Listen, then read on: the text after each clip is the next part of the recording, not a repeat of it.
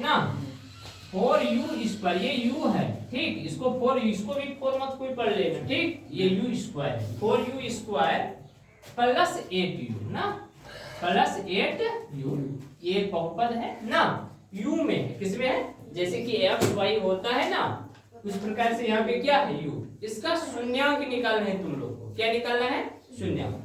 शून्यांक के लिए बताए थे सबसे पहले क्या करेंगे, जो बहुपद दिया रहेगा उसको शून्य के बराबर करेंगे, ठीक है बात ना। पहले याद रखो पहले कि शून्यांक निकालने के लिए करते क्या है, ये बात अगर तुमको दिमाग में है तो पहला स्टेप क्या करेगा, आगे बढ़ जाएगा, समझा की बात नहीं। उसके बाद तो जो सॉल्व करने का प्रोसेस होगा वो तो करेंगे, ठीक है बात ना। अभी क्या कर रहे हैं, गुणनखंड कर रहे हैं ना, आगे चल के हम लोग जो है इसमें फार्मूला भी लगाएंगे, समझा की बात नहीं।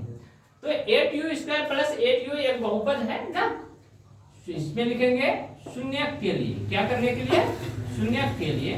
शून्यक के लिए क्या करते हैं, जो बहुपद दिया हुआ है उसको शून्य के क्या करते हैं, बराबर करते हैं, शून्य के बराबर करते हैं, पहला स्टेप ले लिए ना।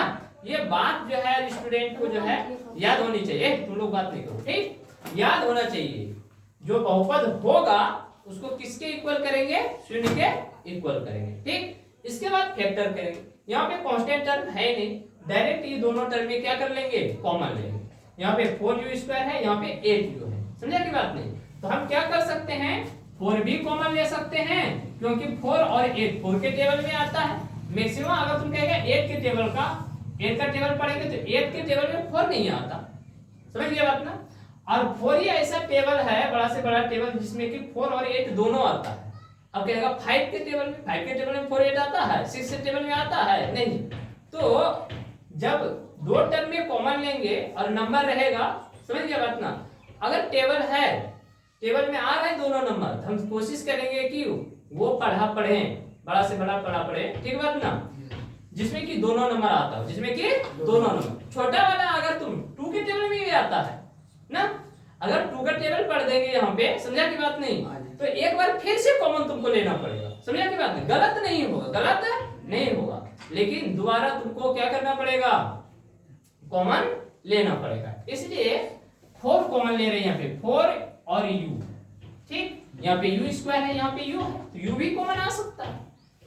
तो 4 1 का 4 एक बार, और u² है, एक u बाहर कर लिया तो इसके पास एक u बच गया, कोई दिक्कत बोले कि 1 कौन की 1 लिखा नहीं जाता ना, छुपा हुआ रहता है। 4 को कितना बार पढ़ेंगे, जो 4 होगा एक बार, और 4 को कितने बार पढ़ने के बाद 8 होगा, 2 बार, तो 4 गुने 8, बोले कि ये u तो बाहर ही कर लिए, इसकी जगह पर यहाँ पे 1 आ जाएगा इनटू में, तो 2 × 1 कितना हो गया, 2 ही हो गया, समझा की बात ना। और इक्वल टू क्या कर दिया, ये 0 हो गया, 4u × u + 2 = 0। अब यहाँ पर एक टर्म 4u है, एक टर्म क्या है 4u, और दूसरा टर्म है u + 2 ब्रैकेट के अंदर, बात समझा। तो फिर से चूंकि 4u = क्या कर देंगे, 0, समझा की बात नहीं, तो यहाँ से u = क्या आ जाएगा, 0/4, तो u का वैल्यू क्या आ गया, 0, u का वैल्यू 0, एक शून्यक निकल गया, एक शून्यक निकल गया। फिर से पुनः u + 2 = क्या, 0, ये प्लस में है, इधर जाएगा तो माइनस में।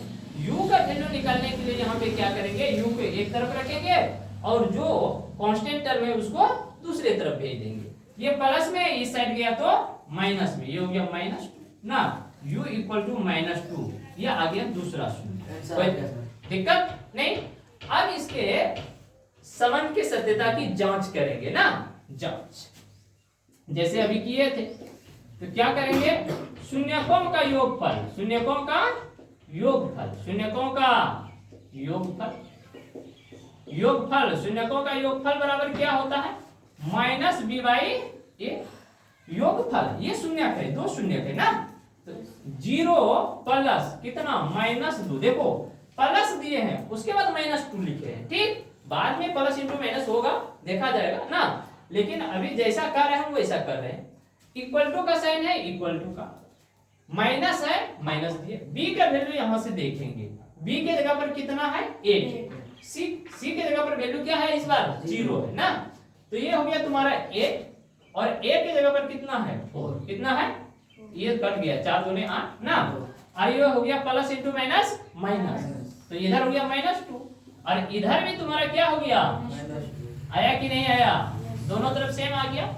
ये फार्मूला है शून्यकों का योगफल जो होता है -b/a। ये b क्या है, b है यहाँ पर मतलब u का गुणांक ना, और ये a क्या है, u² का गुणांक है। समझ गए बात ना, ये गुणांकों, ये शून्यकों और गुणांकों के बीच संबंध की सत्यता का जांच हो गया। ठीक, दूसरा शून्यकों का गुणनफल, इसको भी चेक कर लेते हैं। शून्यकों का गुणनफल, शून्यकों का गुणनफल, गुणनफल मतलब गुना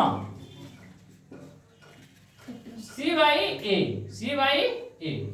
कितना है यहाँ पर, एक शून्य है 0 तो 0, दूसरा शून्य कितना है -2 तो -2।